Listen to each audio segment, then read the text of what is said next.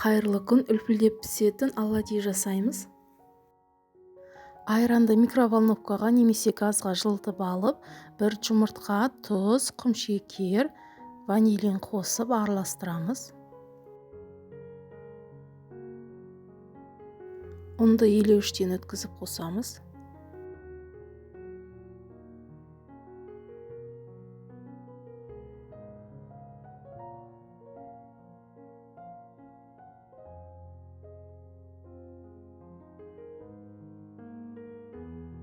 Жарты шай қасық ас содасын қосамыз. Жақсылап араластырамыз.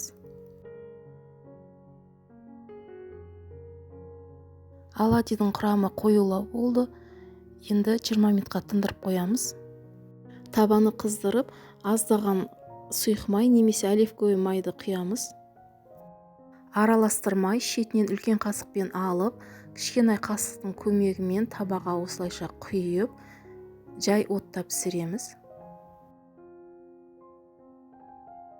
Асты піскеннен кейін шетінен аударып отырып пісіріп аламыз.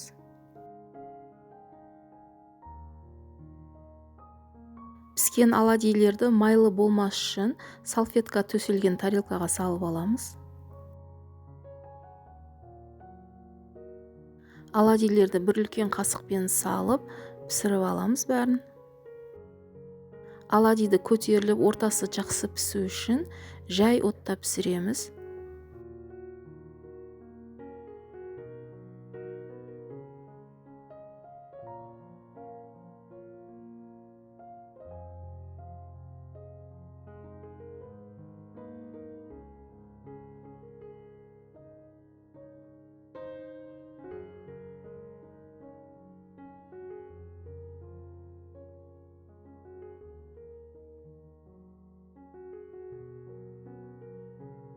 Жұмсақ пышный болып пісетін оладьи рецептін астында описанияда көрсеттім.